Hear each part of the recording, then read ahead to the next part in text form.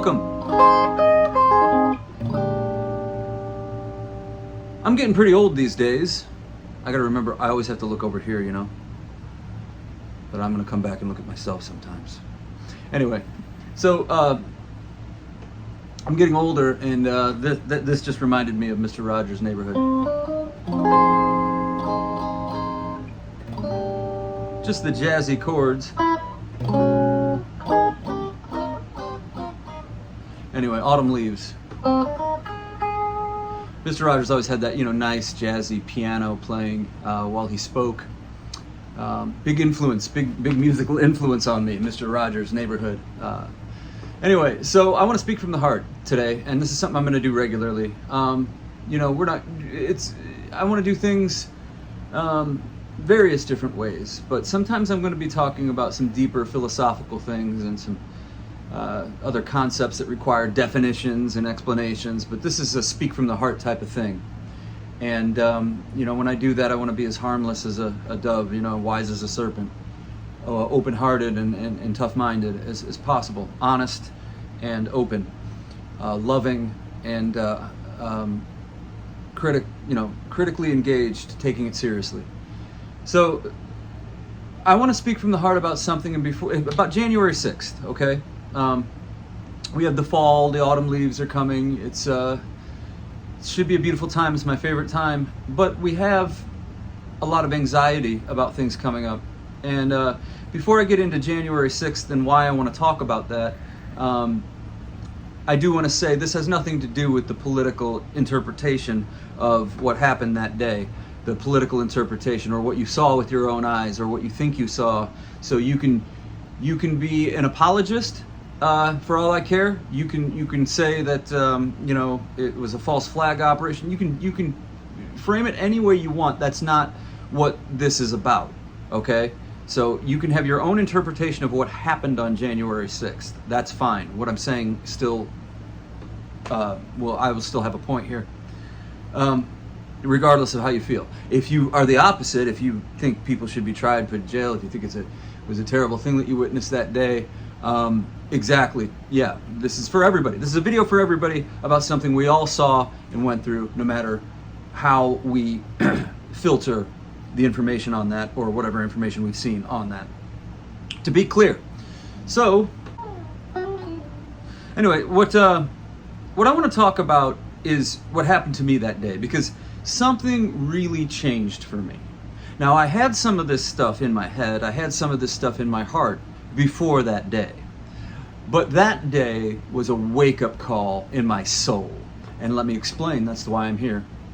So I'm watching the TV that day, and throughout, from 2015, forever I was ranting and raving and really felt it was my job to speak about politics and to lecture and to be very didactic. And I was active on especially Facebook, social media, just posting things constantly about politics and why we had to save ourselves from very specific forces there. So I was very partisan too, saw things my way.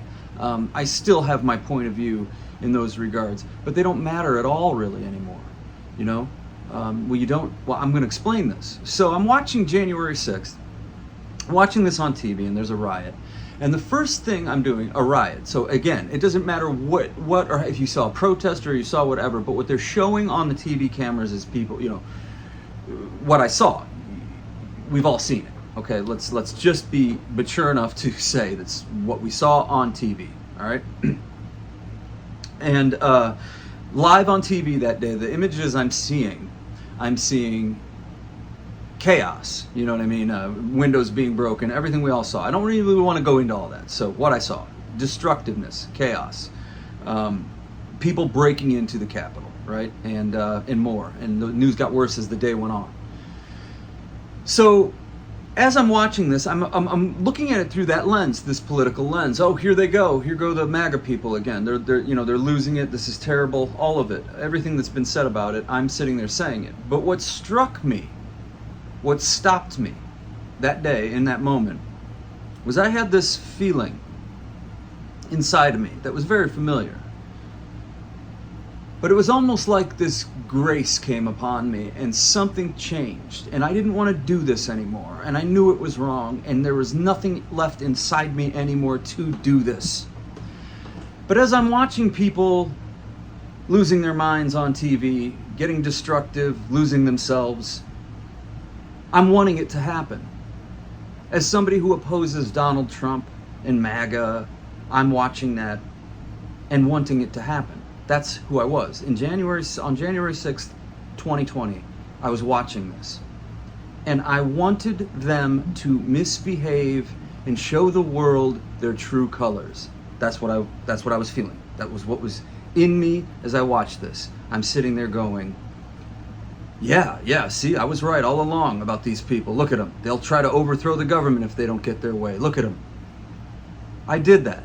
Okay, now I want to stop for a second. I want to ask you, did you do that too?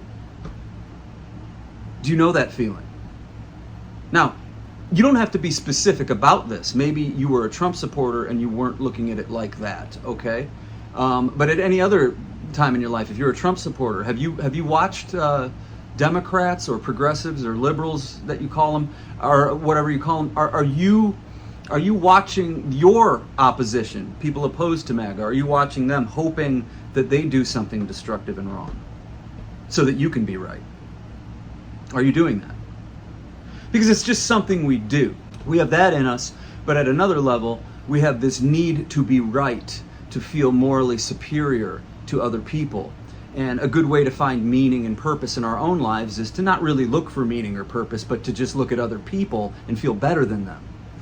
So what we do then is we find these little spots where we can feel a moral indignation, a righteousness that makes us feel bigger and better than we actually are. So here I am watching January 6th and I'm wanting people to do things that are horrible. Is that good? I'll tell you right now, it's not. And a lot of us do that and we know it's not good, but we keep doing it. Because that moral indignation, it's like a drug. It's like the most powerful drug. And if we look at every atrocity ever committed in history, it's people with that type of feeling unleashing it. Sometimes there's a purpose for our anger, but like Scripture says, be angry, just don't sin. But that's the problem with anger. It leads to every sin. Okay? Because, even if you don't face your anger, some pathology is going to do something. Anger is problematic.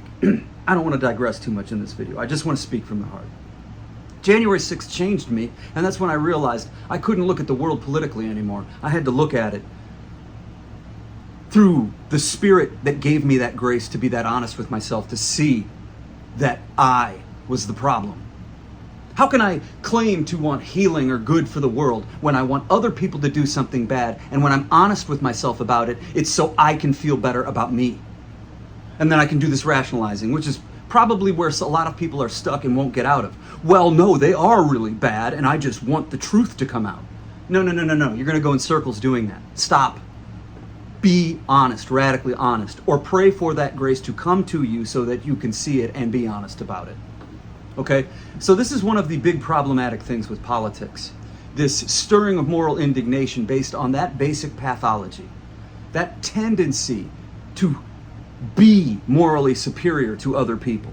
So what that does then is we take all sorts of people we don't know, we generalize, we decide that we know everything that's in their head, hearts, minds, everything they've been through, and we judge them on that level. And there could be nothing more problematic in the eyes of God. That's the problem. That's the problem for me. Okay? Me, the problem. Getting in the way that way. And I'll tell you what, that type of indignation and feeling is exactly what the powers that be, the principalities, the evil forces do to manipulate us. So I don't care what side you're on, MAGA, anti-MAGA, whatever you think you're doing there, if you are looking at, say half of all the people on the planet or more, and you think that they are so wrong and you are so right, you're probably deeply wrong. And you've probably made it up all in your head. And probably to the advantage of forces that are trying to manipulate you. Because that's the easiest way to manipulate people.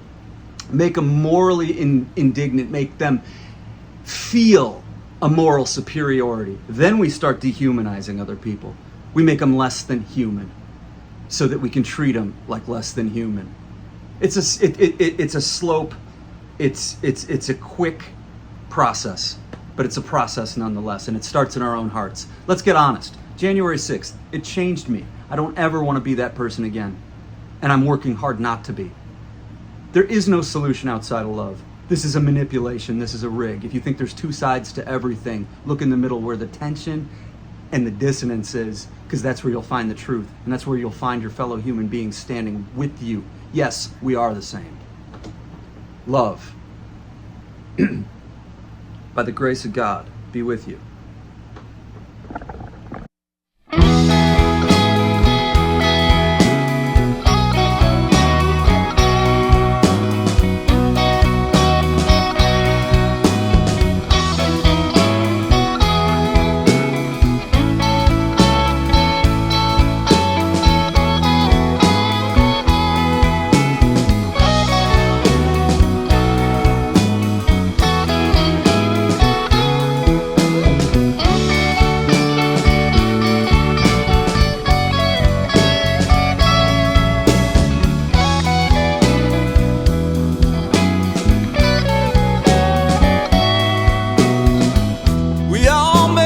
Choices, some of us vow. It can get so overwhelming to live in the now. There's always a case for resistance. We must embrace this precious existence.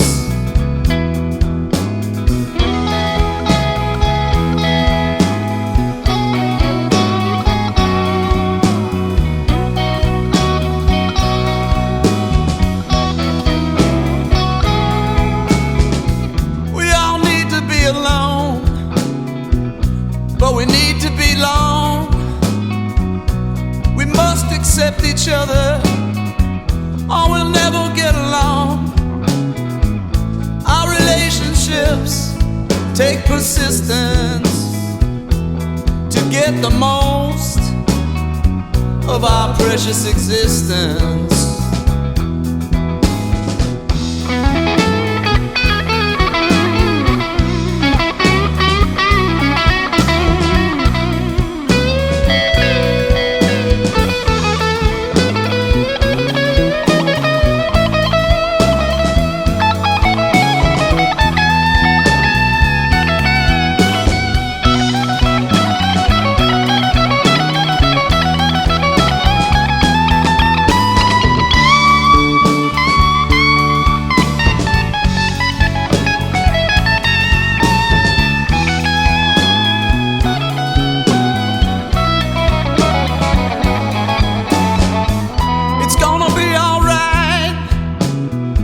It's okay to stray.